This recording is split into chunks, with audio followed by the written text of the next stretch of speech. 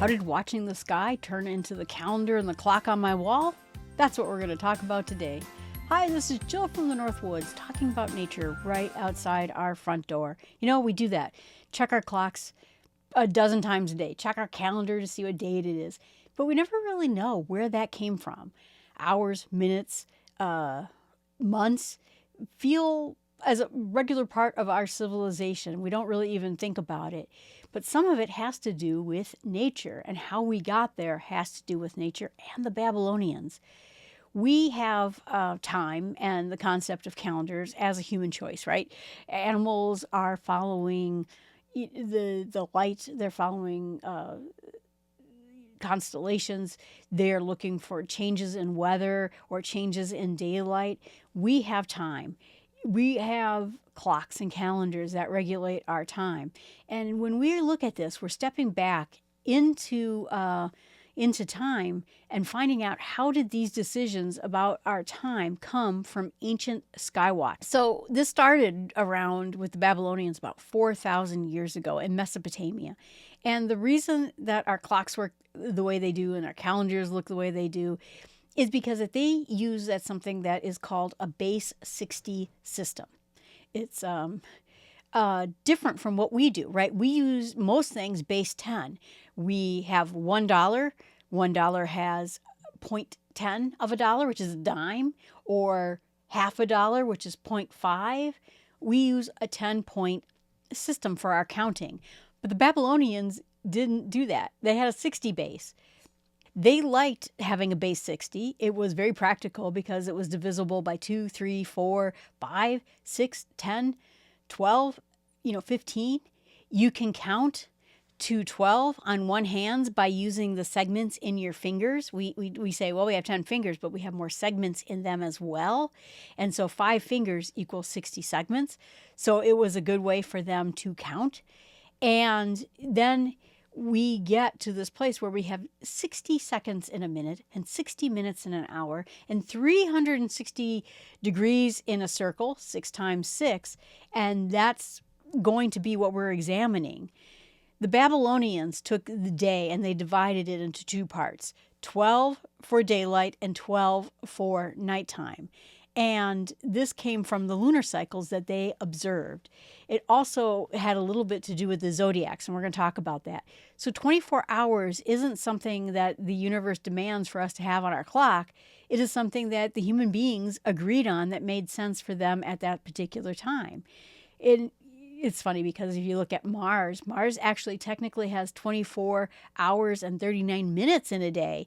So every day is a little bit different. So our clocks would look really weird there in that case. But with this plan that they had in place, you think about it like this, that the months were based on the moon. A lunar month was 29.5 days. The 12 lunar months came to 354 days. But it's not 365 days. So the calendars constantly sort of drifted in and out of sync with seasons. We can see that today even represented in the Hebrew calendar. That's why Passover and Easter are on different days of the year. So we have Christmas Day, but Hanukkah varies, right? We have Easter Day. Well, Easter follows Passover. That's why it changes in flexibility on the calendar. But July 4th is always July 4th. So they ended up, I guess, fixing this, the Babylonians, by adding extra months. And that's where they kept things from getting too far off. And trying to track stars and seasonality in all of this. So the calendars themselves were a way that they could keep track of festivals and taxes and religious observances. It's not, when do I plant my crops? Those kinds of very practical things. So what they started using and looking at was the zodiac.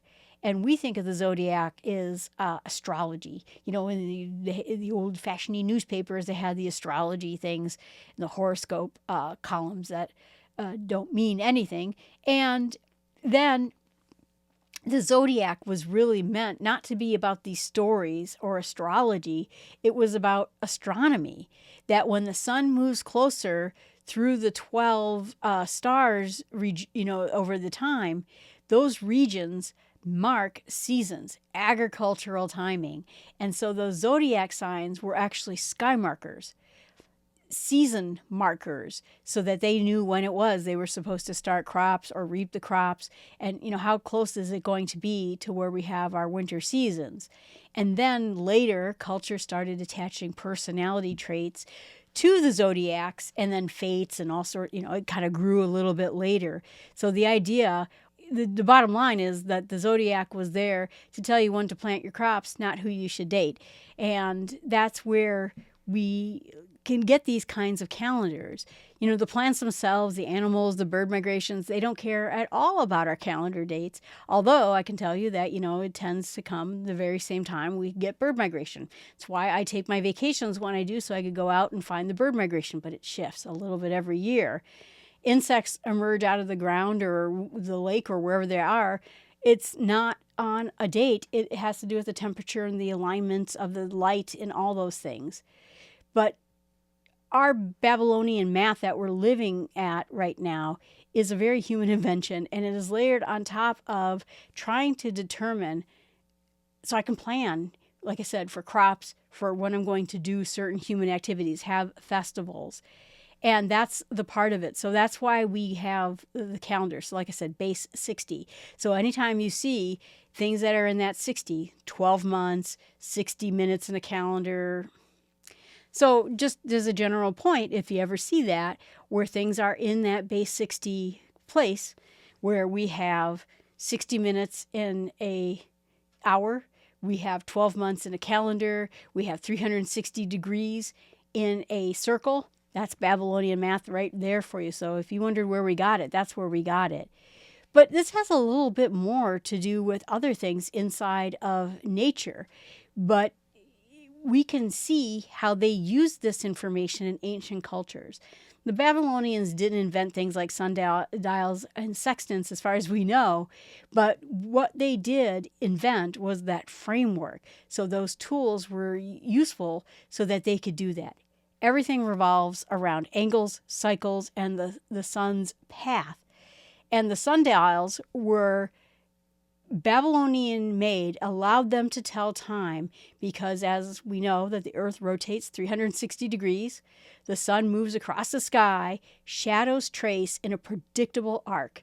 And so that Babylonian math allowed us then to create sundials in a circular way so that we could tell what time it is, basically, generally what kind of time it is.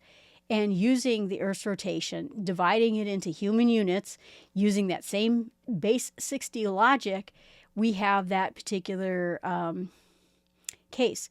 So in the idea that sundials are really the Babylonians using math with shadows so that they could tell what time it is.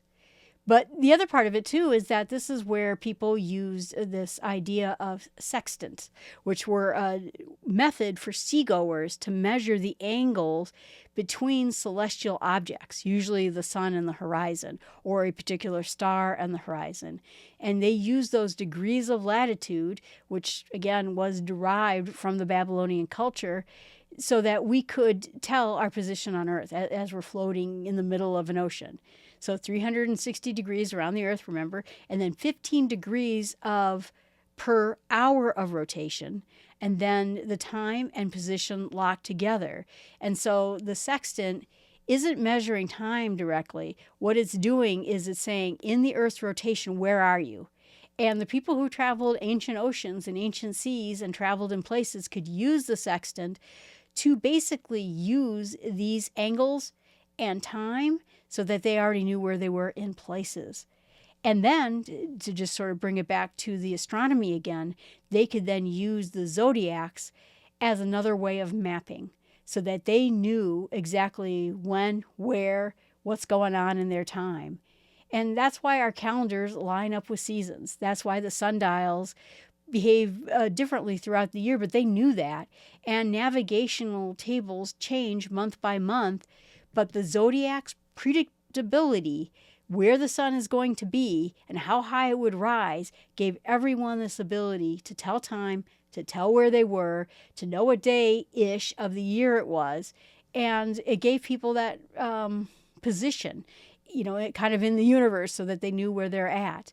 So essentially, in the end, the Babylonians gave us kind of the language of time and angles.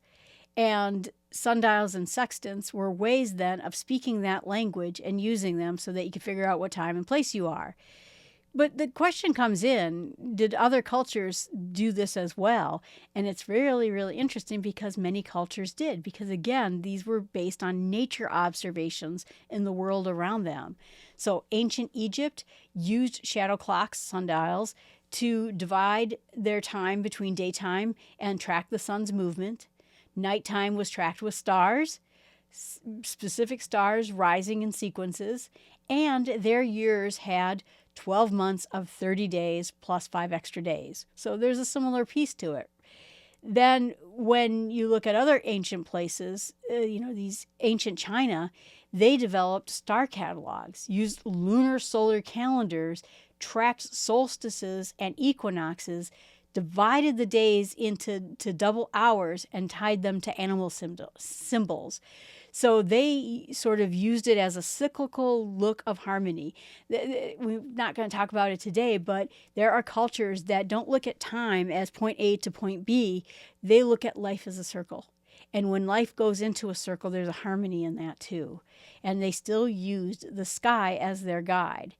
The Mayans also tried to make multiple calendars, have solar calendars for seasons, then a ritual calendar for their festivals and holidays, and a long calendar. We probably heard a little bit about that when, I think it was a couple years ago, the world was going to end according to the Mayan calendar.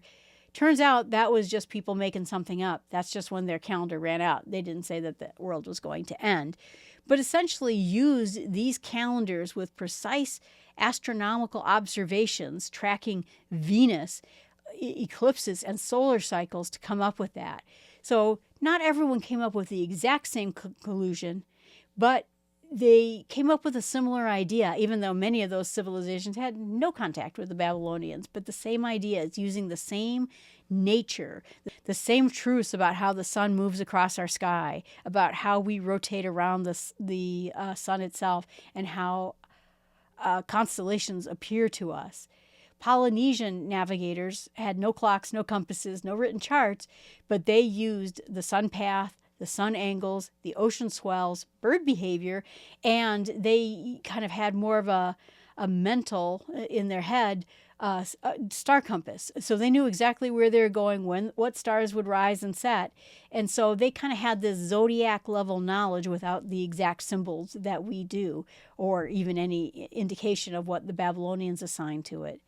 The Incas also built structures aligned to solstices, used the sun to regulate agriculture and festivals, and created observation points where the shadows would disappear at specific times of the year so that they could build their calendars through that. Their architecture essentially was a calendar you could walk through, but they also created calendars and time based on nature itself. But you get the whole idea. Time comes from motion in the sky. Cycles matter more than the numbers do. The tools might differ a little bit, but the principles are all the same. And so the cultures really were favoring similar things. For the Babylonians, it was numbers and geometry. For the Chinese, it was cycles and balance. For the Incas, it was monumental alignment. And for the Polynesians, it was memory and oral navigation, telling your son how to navigate the ocean. But the thing they all agreed on is the sky is readable to the point where we can actually make human decisions based on what's going on in the sky. The birds kind of use the same system as the Polynesians do, right? And the plants respond to daylight just like ancient farmers do. The sun hasn't changed. Our tools are just different than what they used to be. Now, here's the question that comes from all of this is how did we get then from the Babylonians doing what they were doing and all the ancient cultures doing what they were doing to the calendar that's hanging on our wall and the clocks up there? So you might notice that the earliest calendars were lunar, like the Hebrew calendar is, and many of the ancient calendars are like that. The moon cycles, like I said, every 29.5 days. It's the easiest cycle in the world to see with the naked eye. 12 lunar months feels like a natural year. But like I said, then you get the problem is that the birds don't migrate on the same day. Then we start seeing shifts in the calendars. So then early calendars look like the month starting with a new moon, 12 months, and then everything drifted out of that cycle again. And so the next part, like I said, the fix was a crucial leap that the Babylonians kept the lunar months, but they inserted that extra month in there, which kept things from drifting too much. So they had a correction in their calendar itself. And this idea of kind of an inner calculation is still used today, like I said, in the Jewish calendar, other lunar solar system calendar methods too. So if you think about the Romans then the early Romans, it was politically controlled. So the frequencies were adjusted, or you might say abused. Months were either added or removed by decree. Most of our namings of our days and our month come from the Romans. But eventually the Romans really, in the end, they were a society that wanted stability. So they moved to a solar year. They fixed the months in length, meaning that the year was meant to track seasons, not moons. And it still wasn't precise enough. Then there was this big improvement that was called the Julian calendar. And it's still not perfect, but it was a lot better. And that standardized the year into 365 days like we have here. And every 4 years, leap year, we have an extra day. Pretty darn close. A step forward. And time finally aligned better with the sun, better with the seasons. It's why I know when I can take vacation and go catch the migrating birds every single year. But it's not exact, right? The real solar year is actually 365.25 days. It's slightly shorter than what we would expect. That's that 0.25 is about the leap year. The tiny errors add up.